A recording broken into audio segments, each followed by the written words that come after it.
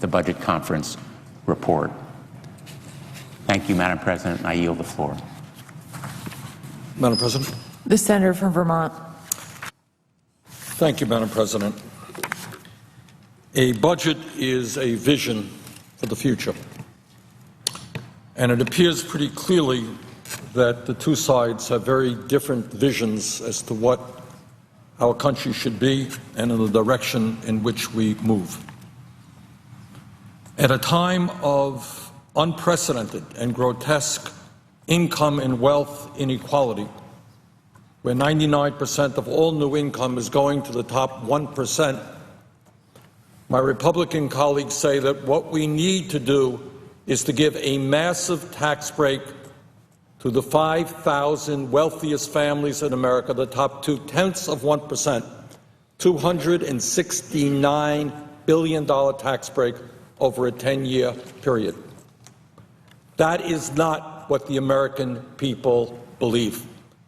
What they believe is that at a time when the rich and large corporations are doing phenomenally well, and when we have a large deficit, and when we have massive unmet needs in this country, that maybe, just maybe, it is time to ask the wealthy and large corporations to start paying their fair share of taxes, not giving them more tax breaks, which is exactly what this Republican budget does.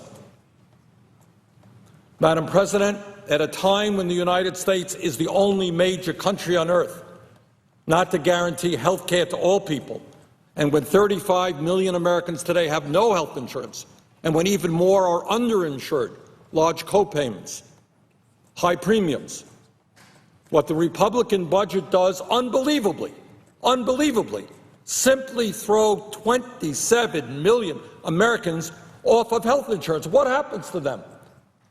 What happens when the Affordable Care Act is ended, which is what their budget does, and 16 million people lose their health insurance? What happens when another 11 million people lose their health insurance because of $440 billion cuts in Medicaid? What happens to 27 million Americans? How many of them will die? And clearly, many thousands will die. People who are sick will not be able to go to the doctor. People who are sick will get sicker and suffer. 27 million people thrown off of health insurance is beyond being unconscionable, and yet that is what is in the Republican budget. Madam President, you're a neighbor of mine in New Hampshire, and I know that in New Hampshire, I've been there recently, and in Vermont, young people are wondering about how they're going to be able to afford to go to college and what kind of student debts they incur when they leave college. Our issue is to work together to make sure that every young person in this country who has the ability and the desire and the willingness to go to college should be able to go to college regardless of his or her income. That's what we need to do in a competitive global economy. We used to have the highest percentage of college graduates in the world. Today, we are in 12th place. That is not where we should be if we want to compete globally in this difficult world economy. What is the Republican solution? The Republican solution is to make a bad situation much worse. $90 billion cut over a 10-year period in mandatory Pell Grant funding, Pell Grants being the major source of funding for low and moderate income young people in order to get help to go to college. Doing exactly the opposite of what we should be doing. Madam President, we are the wealthiest country in the history of the world. But the problem we're having is that almost all of that wealth is going to a handful of people on the top. And today we have more people living in poverty than almost any time in the modern history of America. We have seen some descriptions of that in the tragedy recently that we've observed in Baltimore, in communities where 50% of the people are unemployed, where kids don't have enough to eat.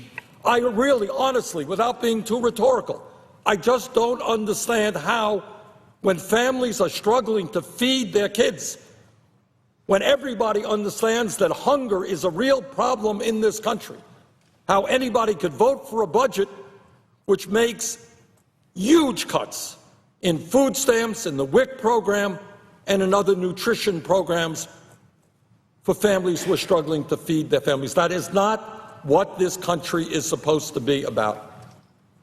And then on top of all of that, on top of cutting health care, 27 million people thrown off of health insurance, cutting education, harder for kids to go to college, harder for families to put their kids into Head Start, harder for poor families to feed their kids. On top of all of that, my Republican colleagues say that a major priority in this country is to give $269 billion in tax breaks to the top 0.2%.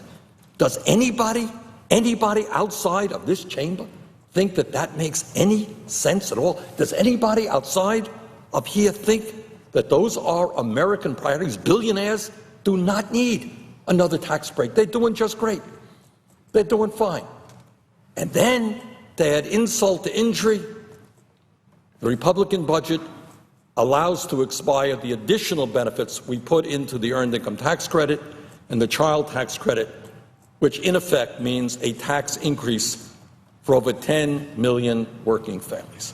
Raising taxes on low-income workers, lowering taxes on billionaires.